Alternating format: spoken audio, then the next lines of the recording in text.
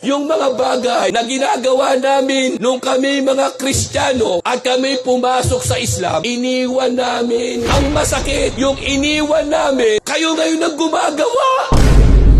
Ya Rabbil Alamin, nakasasakit sa dibdib. Iniwan namin ang Christmas, may nagki-Christmas sa mga Moro. Iniwan namin ang New Year na mas malala pa sa Christmas. Okay, ang daming Moro, Happy New Year. Ano pa? February 13 pa lang, ang daming Moro, Happy Valentine's Day.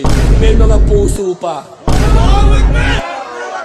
Subhanallah! Bakit nyo ginagawa ang bagay ng mga ligaw, labag sa kagustuhan ng Allah? Nung kami mga Kristiyano at kami pumasok sa Islam, iniwan namin. Ang masakit, yung iniwan namin, kayo ngayon ang gumagawa.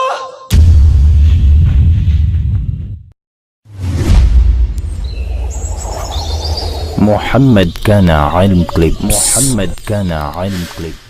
Sa mga kapatid ko namang mga Muslim, binigyan na kayo ng regalo ng Allah subhanahu wa ta'ala. Inalitaw kayo sa mundong ito na kayo ay nasa matuwid na landas na. Pwede po bang makiusap, mga kapatid? Unang-una, kinaiinggitan ko kayo na mga Maranao, kayo na mga Maguindanao, kayo na mga Tausog, Iranon, Yakan. Inggit na inggit ako talaga sa inyo, tunay. Bakit? Sapagkat hindi kayo nakagawa ng kasalanang hindi mapapatawad. Ano yun? Yung kayo ay nakasamba sa mga Diyos-Diyosan. Hindi kayo nakagawa ng shirk. Hindi kayo nagtambal sa Allah. Kasalanang kailanman pag kinamatayan ng tao ay hindi mapapatawad ng Allah subhanahu wa ta'ala. Nandiyan kayo sa ganyang kalagayan. Wala kayong naging pananagutan sa kabilang buhay o haharaping pananagutan. Samantalang kami mga Kristiyano, ang laki ng pananagutan namin sa kabilang buhay. Lalo na po ako, libo-libo ang dinala ko sa Naraka. Hindi pwede maging reberendo ang isang Kristiyano na hindi nakapag-akit ng libo-libong tao sa maling paniniwala. O mga kapatid ko na mga alipin ng Allah, pag-ingatan nyo na ang reliyon na ibinigay sa inyo ng Allah subhanahu wa ta'ala, isang napakalaking biyaya ng Allah sa inyo, na kayo ay hinayaan niya na mamulat ang inyong mga mata sa matuwid at walang pag-aalinlangang pananampalataya. Nandiyan na kayo! Patatagin nyo na lang!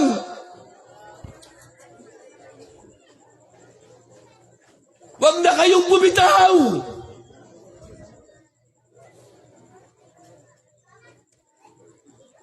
Normal na pamumuhay sa Islam. May tawanan, may biruan, meron lang limitasyon. Ano yung limitasyon yaon? Huwag ka lang lalagpas doon sa mga sinabi ng Allah sa banal na Quran at interpretasyon na sinabi ng suko. Napakagaang ng ating reliyon. Lalo na kayo na pinili ng Allah. Mula sa pagkabata, kayo'y isinilang na mananampalataya na sa Islam. Tahakin nyo na ito ng matuwid. Tahakin nyo na.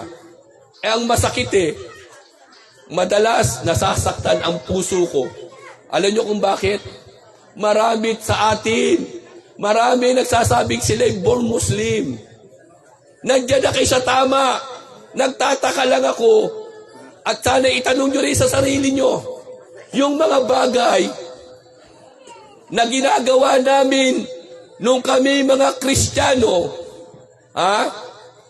at kami pumasok sa Islam, iniwan namin. Ang masakit, yung iniwan namin, kayo ngayon ang gumagawa. Ya Rabbil Alamin. Nakasasakit Nakasasakit sa dibdib. Bakit? Ang Allah ang nagsabi.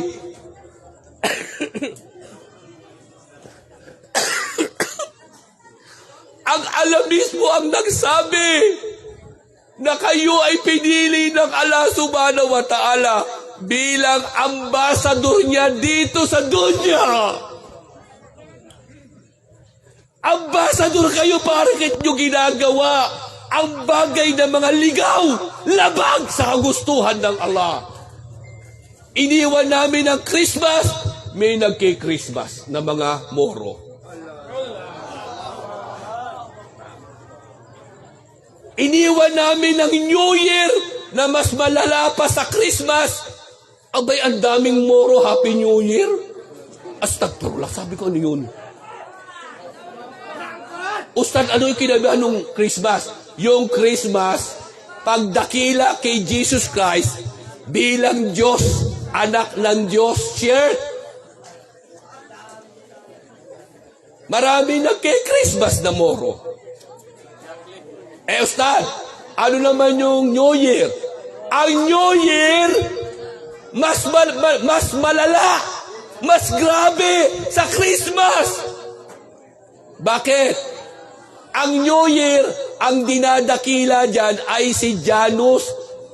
Tuwing January 1, nagpapakain ang imperyo ng Roma.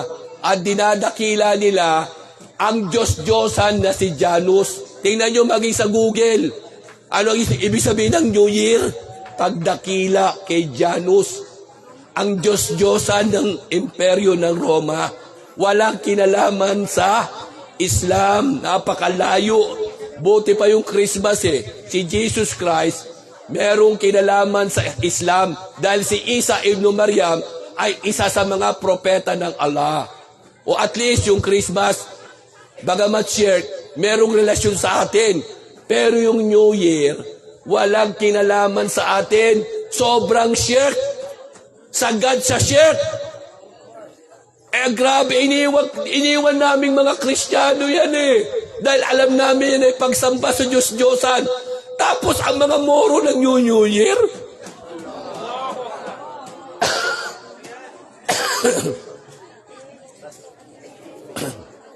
Ay, Rabbil Alamin. Kinikilabutan ako. Bismillah.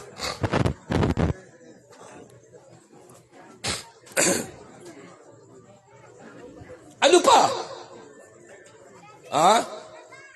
Noong kami yumakap sa Islam, lalo na po ako, noong kami yumakap sa Islam, alam namin na ang Valentine's Day ay pagdakila kay Santo Valentino. Abay, iniwan namin ang Valentine's, yung mga Moro nagba-Valentine's. Astagfirullah. Sino si Valentino? Siya po ay isang pare na doktor. Doktor po siya ng medicine. Pinapatay siya ni Emperor Galatius. Dahil ayaw niya ng Kristiyano. So dahil bilang pagdakila, pinapatay siya araw ng February 14. At bilang pagdakila ng simbahang Katoliko kay Santo Valentino, ay idineklara na siya ay santo ng February 14 din. Yan po yung Valentine's Day. Alam niyo yan, maging sa Google. Pero bakit ang mga Moro? Pagbukas ko ng cellphone, February 13 pa lang, ang daming Moro. Happy Valentine's Day. May mga puso pa. Subhanallah. O mga alipin ng Allah.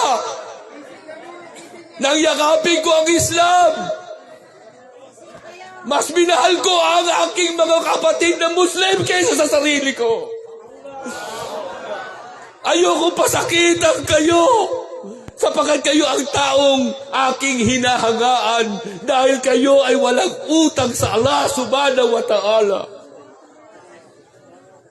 Wala kayong nagawa na shirk. Hindi kayo nagdala ng tao sa maling paniniwala. Samantalang ako, madakal, napakarami kong iniligaw. O mga alipin ng Allah, tunay, batin ng Allah kung bubuksan nyo ang aking puso. Isa lang ang laman nito. Ano yun? Kung ako'y muling ibabalik ng Allah dito sa lupa, hihilingin ko na ako ay ibalik niya bilang isang Maguindanon.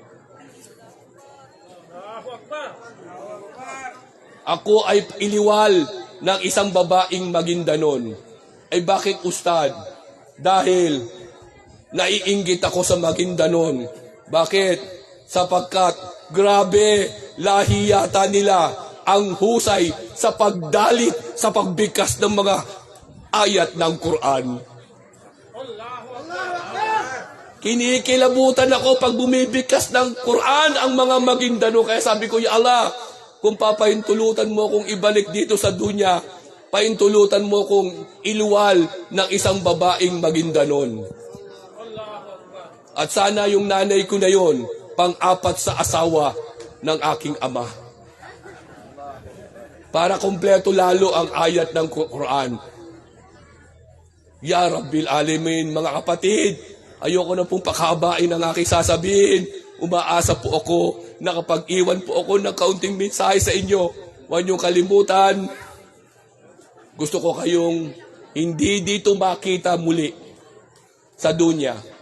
Gusto ko kayo makitang muli sa paraiso na tayo'y magkakapitbahay. Walhamdulillahi Rabbil Alamin.